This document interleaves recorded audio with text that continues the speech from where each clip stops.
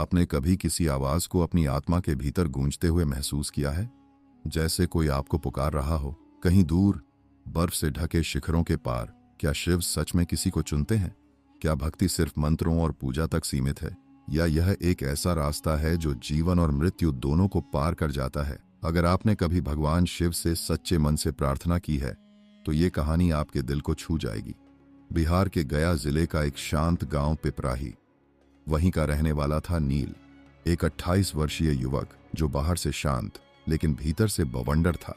उसके पिता पंडित थे, मां शिव भक्त, लेकिन नील खुद ईश्वर से नाराज था। बचपन में जब उसने अपने छोटे भाई को खोया, उसने शिव से सारे रिश्ते तोड़ लिए। अगर तुम होते तो मेरे भाई को बचाते, वो अक्सर मंदिर के बाहर खड़े होकर गुस्से से कहता। लेकिन एक रात सब कुछ बदल गया। श्रावण मास की पहली अमावस्या को, जब पूरा गांव बारिश में डूबा था, नील को एक अजीब सपना आया। सपने में उसने एक गुफा देखी, गहरी, अंधेरी, और उसके भीतर बैठा कोई आंखें बंद, त्रिशूल हाथ में, जटाएं गंगा से भीगती हुई, और वो कह रहा था, नील, कैलाश आओ। वो सपना इतना वास्तविक था कि नींद खुलते ही नील की सांसें तेज चल रही थीं, और जैसे कोई अंदर से कह रहा हो, चलो अब वक्त आ गया है। नील ने फैसला किया, वो कैलाश जाएगा। पर सवाल था क्यों? वो तो शिव से नाराज था, लेकिन वो आवाज, वो खिंचाव, जैसे कोई पुरानी कड़ी उसे बुला रही हो। गांव वालों ने मजाक उड़ाया, मां ने रोका, लेकिन नील ने किसी की नहीं सुनी।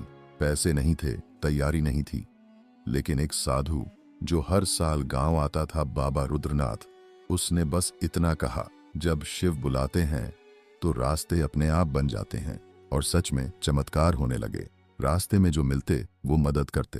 किसी ने रास्ता बताया, किसी ने खाना दिया, जैसे कोई अदृश्य शक्ति उसे आगे बढ़ा रही हो। नील अब उत्तराखंड पहुंच चुका था। एक पुरानी पगडंडी पर चलते हुए वो एक वीरान गांव में रुका।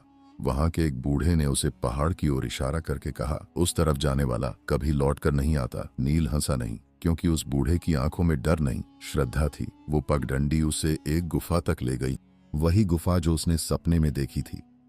और वहां कुछ था, एक दीवार पर उकेरा गया था, मृत्यु को जो जीतता है वही सच्चा शिव भक्त होता है। नील वहीं बैठ गया, आंखें बंद की, और पहली बार सच्चे मन से कहा, महादेव, मैं जानना चाहता हूं, आप मुझे क्यों बुला रहे हो? गुफा के भीतर की दीवारें जैसे बोलने लगीं।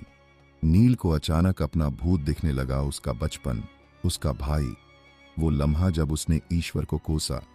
और फिर एक दृश्य सामने आया जो उसने कभी देखा नहीं था। उसके भाई की आत्मा कैलाश में घूम रही थी। तू नहीं आया, इसलिए मैं नहीं जा पाया। नील घबरा गया। फिर उसे दिखा, उसका भूतकाल केवल उसका नहीं था। वो कोई साधारण व्यक्ति नहीं था, वो एक पुराने युग का ऋषि था जिसका पुनर्जन्म हुआ था। और तब एक प्रकाश पुंज में शिव प्रकट हुए, लेकिन यह कोई मूर्त रूप नहीं था, बस एक ऊर्जा। और वही आवाज दोबारा आई, तू अधूरा था, तेरे बिना वह आत्मा मुक्ति नहीं पाएगी। नील को अब समझ आ चुका था वो क्यों चुना गया। गुफा की गहराई में एक द्वार था जिस पर लिखा था, जो सच्चे हृदय से शिव को पुकारे वही इस द्वार से गुजर सकता है। नील ने आंखें बंद की, ओम नमः शिवाय का जाप शुरू किया। जैसे ही उसने 108वें बार जाप पूरा किया, द्वार खुल गया। भीतर एक शिवलिंग था, लेकिन असाधारण आग की लपटों से घिरा हुआ। और तभी वहां फिर एक आकृति प्रकट हुई, उसके भाई की आत्मा। वो मुस्कुरा रही थी। नील ने उसे गले लगाया, और पल भर में वो आत्मा प्रकाश में विलीन हो गई। कैलाश ने उसे मुक्त कर दिया था। नील गुफा के बाहर आया तो उसकी आंखों में आंसू थे, लेकिन अब वो आंसू दर्द के नहीं, शांति के थे।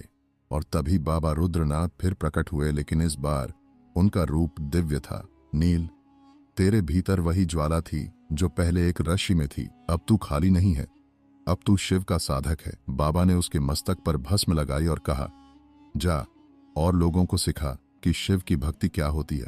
भक्ति वो नहीं जो दिखावे से हो, भक्ति वो है जो आत्मा से हो, आंसुओं से हो और समर्पण से हो। नील गांव लौटा, लेकिन अब वो नील नहीं था।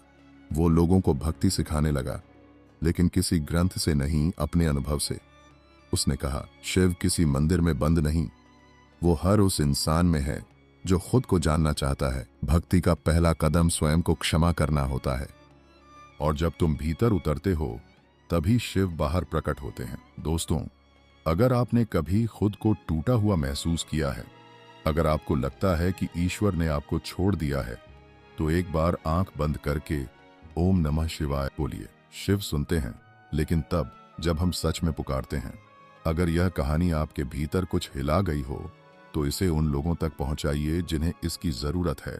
आपके भीतर भी वो नील है। अब आपको तय करना है, क्या आप भी उसकी तरह शिव की पुकार सुनना चाहते हैं। अगर आपको ये कहानी पसंद आई तो लाइक करें और इसी तरह की और भी कहानियां सुनने के लिए चैनल को सब्सक्राइब करना ना भूलें।